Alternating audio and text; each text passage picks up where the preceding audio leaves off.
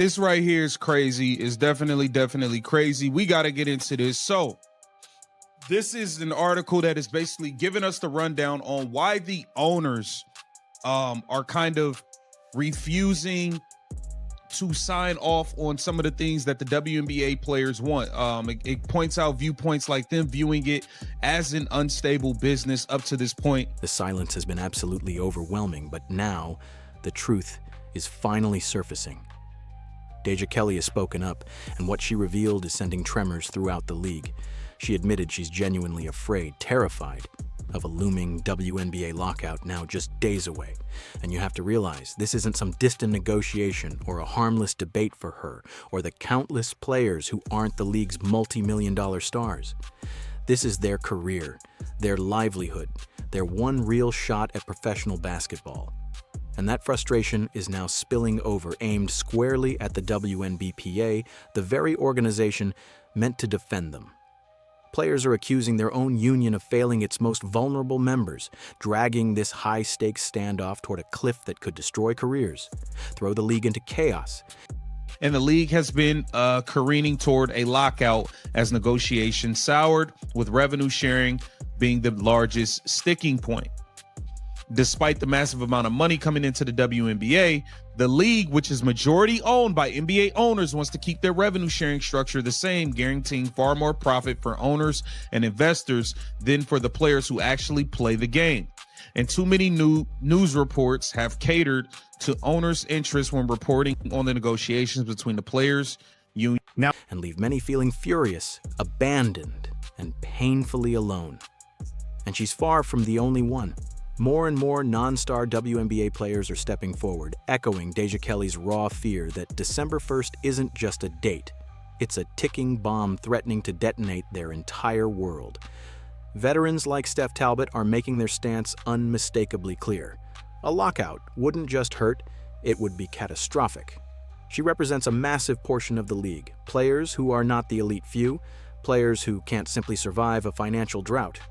Their collective alarm is exposing a deep, widening divide between the union's leadership and everyday players, creating a heartbreaking sense of betrayal among those whose futures now hang by a thread.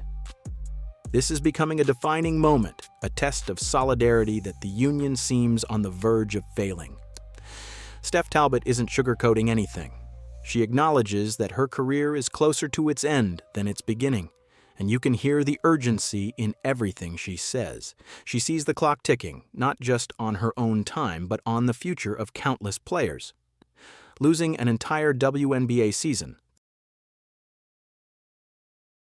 WNBA players have quickly become some of the most recognizable female athletes in the world, with ballooning ticket sales and record-breaking viewership over the past 2 seasons. As a result, league revenues have soared. But unlike their male counterparts in the National Basketball Association, who are guaranteed 50% of the NBA's basketball-related income, WNBA players are not guaranteed a percentage of such income, which includes things like media deals, merchandise, ticket sales, concessions. So the players haven't shared in the league's flood of new. The 2026 season specifically is unimaginable for them. For players trying to build their careers or those nearing retirement, they need steady minutes, steady pay, and above all, a league they can depend on. Yet the WNBPA's current strategy, they argue, ignores this reality entirely. It chooses a high-risk gamble over the immediate stability the vast majority desperately need simply to survive. But here's the real question. Who exactly is steering this aggressive stance from the WNBPA? What began as whispers of conflicts of interest has now grown into open concern. Consider this. Nneka Ogwumike, president of the WNBPA and the face of negotiations, has simultaneously taken a multi-million-dollar deal. Negotiations is profitability. Now, we've heard over and over and over again how much money these owners lose every year. Oh, we finished in the red. We're in the red. We're in the red. We're in the red. Even with the soar of Caitlin Clark, they claim to have finished in the red. They had to get everybody private jets because everybody was tripping that Caitlin Clark had them. Everybody. So that's another $50 million spent on PJs for everybody. And that was that. as the head of Project B, a rival league. This dual role is enraging players who see their union leader profiting from an outside entity while steering decisions that could devastate the WNBA, their main source of income. The optics alone are disastrous, eroding trust at one of the most crucial moments in league history. And the conflicts don't end with Nneka Ogwumike. Breanna Stewart and Nafisa Collier, both key figures on the WNBPA's negotiating board, are the co-founders of Unrivaled, yet another competing league.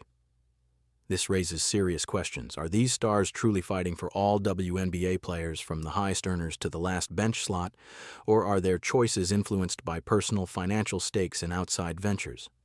Rank-and-file players, the ones without endorsements or alternative income, feel unrepresented and increasingly convinced that their futures are being gambled away by a powerful few who won't bear the consequences.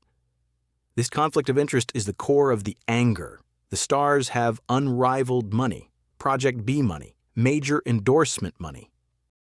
Yada, yada, yada.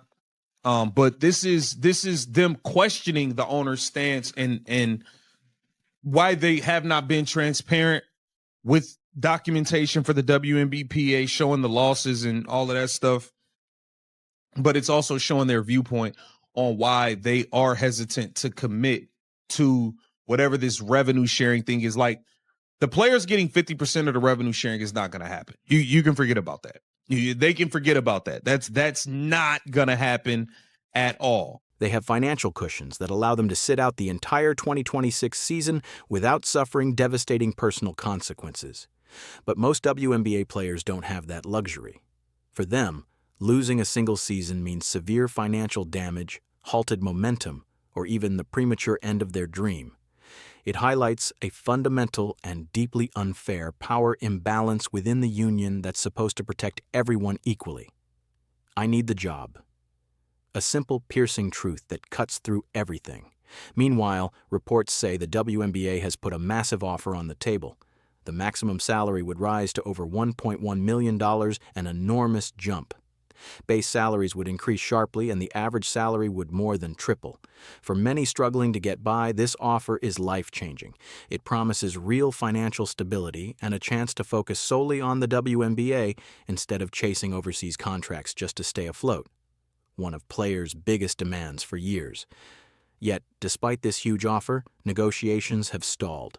The WNBPA is reportedly pushing for revenue sharing instead of taking these dramatically higher guaranteed salaries. And while revenue sharing could pay off long term, so remember, the owners watched 55% of the viewership drop when Caitlin Clark got hurt.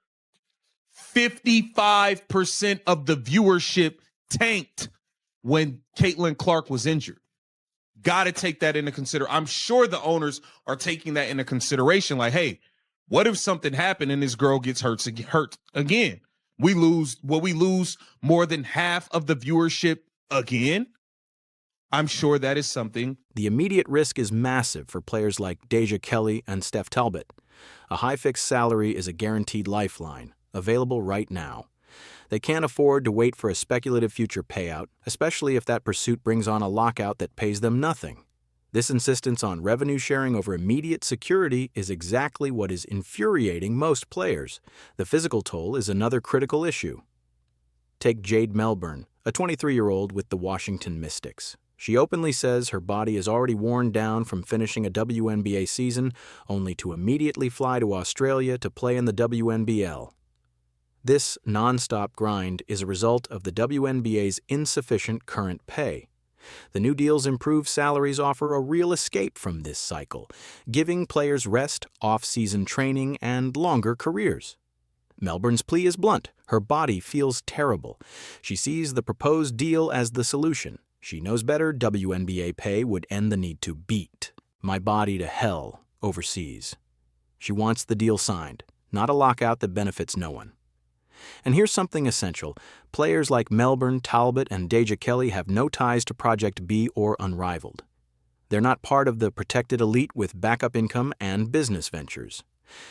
They represent the true majority of the league. When the league says revenue sharing is part of its offered to the players in current negotiations, reporters ought to read that with skepticism. Does it mean players get a share of all revenue, sometimes referred as a clean sharing like the men, or does it mean there's a complicated formula that allows the league to say they're sharing when in fact the women will get peanuts? So, listen, man, this lockout, I mean, we're getting all viewpoints, and this is just kind of showing kind of where the owners stand in all of this and why they are not looking to give the players what they want. Get down in the comments and let me know. The players who rely solely on WNBA paychecks, who just want a stable job, a livable wage, and a healthy body. The union's failure to defend these basic needs is fueling the growing belief that the WNBPA has lost touch with its own membership. The numbers speak for themselves. Far more players fall in the middle or on the fringes than in the superstar tier. Yet their needs and livelihoods seem overshadowed by the agenda of a small, powerful group. The union's purpose is to protect everyone, but this dispute feels tailored to a wealthy minority. This imbalance is causing internal fractures that threaten the unity needed to secure a strong CBA.